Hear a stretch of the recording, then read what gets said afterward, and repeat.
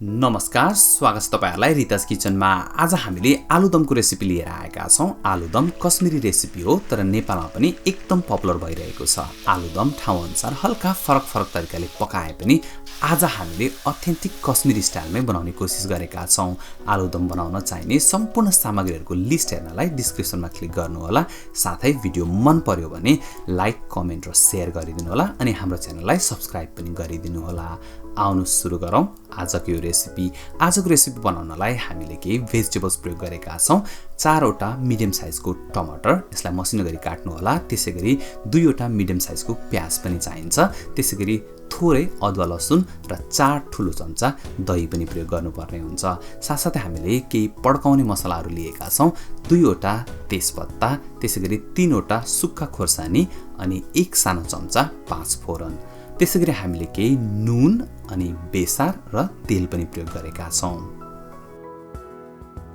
त्यसैगरी हामीले केही पाउडर मसलाहरू पनि प्रयोग गरेका छौं। पाउडर मसलामा 1 ठूलो चम्चा धनिया पाउडर, 1 सानो चम्चा जीरा पाउडर, 1 सानो चम्चा खुर्सानी पाउडर आफ्नो स्वाद अनुसार एडजस्ट गर्न सक्नुहुन्छ, 1 सानो चम्चा गरम मसाला र 1 सानो चम्चा कश्मीरी मिर्च। साथसाथै हामीले केही आलु पनि उमालेर लिएका छौं। आलु लिँदाखेरि जहिले पनि सानो साइजको आलु प्रयोग गर्नुहोला। अब यो आलुमा हामीले भिडियोमा देखाएजसरी नै फोर्क अथवा कुनै सिन्काले छेडेर प्वाल बनाउनु पर्ने हुन्छ। यसरी हामीले प्वाल बनाउँदाखेरि स्वाद भित्रसम्म जान्छ र यो आलु एकदमै स्वादिलो बन्छ। अब यो आलुमा थोरै बेसार अनि साथसाथै यसमा थोरै कश्मीरी मिर्च पनि एड गरिदिनुस्। साथसाथै हामीले यसमा अलिकति तेल एड गरेर अनि यसलाई एकपटक राम्रोसँगले मिक्स गर्नुपर्ने हुन्छ। हामीले यो आलुमा कुनै पनि आर्टिफिशियल कलर एड गरेका छैनौं। हामीले यसमा बेसार र कश्मीरी मिर्च मात्रै एड गरेका छौं। तर तपाईले भिडियोमा देख्न सक्नुहुन्छ यसको कलर एकदमै ओरेन्ज, एकदमै राम्रो देखिन थालेको छ। अब आउनुस् हामी फटाफट ग्रेभी बनाउनतिर लागौं। ग्रेभी बनाउनलाई एउटा फराकिलो खालको प्यान लिनु होला र त्यसमा थोरै तेल एड गरेर खोर्सानी एड गरिदिनुस्। खोर्सानीलाई तपाईले 1 मिनेट जति फ्राई गर्नु होला र त्यसपछि तपाईले यसमा अदुवा लसुन पनि एड गरिदिनुस्। अदुवा लसुनलाई पनि तपाईले अर्को 1-2 मिनेट फेरि फ्राई गर्नुपर्ने हुन्छ अनि त्यसपछि तपाईले प्याज एड गरिदिनुस्। अब प्याजलाई अदुवा लसुन सँगै तपाईले 4-5 मिनेट पकाउनु पर्ने हुन्छ। 4-5 मिनेट पकाएपछि प्याज हल्का लाइट ब्राउन हुन्छ अनि त्यसपछि हामी यसमा टमाटर एड गरिदिन्छौं। टमाटर एड गरिसकेपछि हामीले यसलाई फेरि 2 मिनेट जति पकाउनु पर्ने हुन्छ। यो टमाटरलाई पिसेर हामीले ग्रेभी बनाउनु पर्ने भएकोले गर्दा यसलाई अहिले नै धेरै पकाउन आवश्यक छैन। भिडियोमा देखाए जस्तो देखिन थालेपछि तपाईले आगो बन्द गरिदिनु होला र यसलाई सेलाउनलाई साइडमा राखिदिनुस् अनि एउटा अर्को प्यान लिएर त्यसमा 1 देखि 1.5 चम्चा जति तेल एड गरिदिनुस्। तेललाई मिडियम हाई हिटमा तताउनु होला अनि त्यसपछि अघि हामीले म्यारिनेट गरेर राखेको सबै आलु एड गरिदिन्छौं। हामीले आलुलाई यसरी तेलमा फ्राई गर्दाखेरि बाहिरबाट एक खालको क्रस्ट बन्छ र त्यो क्रस्ट वास्तवमा एकदमै मिठो हुन्छ। आलुमा स्टार्च हुने भएकोले गर्दा जब यसलाई हामीले तेलमा फ्राई गर्छौं बाहिरबाट एक खालको लेयर बन्छ। तपाईले भिडियोमा देख्न सक्नुहुन्छ आलु लगभग फ्राई भएर रेडी भइसकेको छ। यसलाई लगभग तपाईले 10 मिनेटसम्म फ्राई गर्नुपर्ने हुन्छ। अब यो आलुलाई तपाईले एउटा प्लेटमा निकाल्नुस्। अघि हामीले फ्राई गरेर तयार पारेको प्याज र टमाटर पनि सेलाइसकेको छ। अब यो प्याज र टमाटरलाई एउटा मिक्सर ग्राइन्डरमा एड गर्नु होला र यसमा थोरै पानी एड गरेर पिसेर तयार पार्नु होला। हामीले सबै तयारी पूरा गरिसकेका छौं। अब आउनुस् फटाफट आलुदम बनाउन सुरु गरौँ। आलुदम बनाउनलाई सबैभन्दा पहिला एउटा कराईमा तेल तताउनु होला अनि त्यसपछि यसमा 5 फोरन एड गरिदिनुस्। फोरन पड्किन थालेपछि अनि यसमा तेजपत्ता पनि एड गरिदिनुस्। अब यसमा तपाईले अघि पिसेर राखेको सबै ग्रेभी एड गरिदिनुस्। यो ग्रेभीलाई हामीले लगभग 5-7 मिनेट राम्रोसँगले चलाउँदै पकाउनु पर्ने हुन्छ। यो ग्रेभी डढ्न हुँदैन, त्यसैले गर्दाखेरि यसलाई तपाईले निरन्तर चलाइराख्नु पर्ने हुन्छ।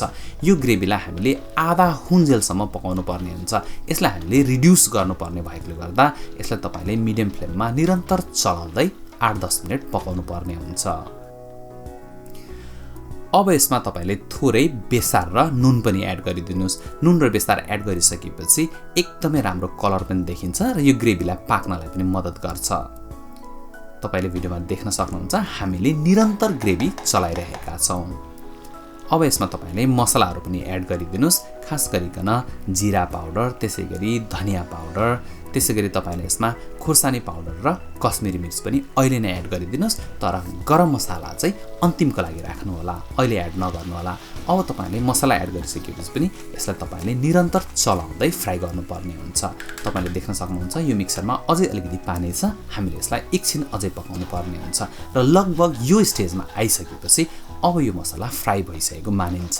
तपाईले देख्न सक्नुहुन्छ कलर पनि चेन्ज भइसकेको छ र यो धेरै नै घटिसकेको छ र हल्का फेदमा टासिए जस्तो पनि हुन थालेको छ।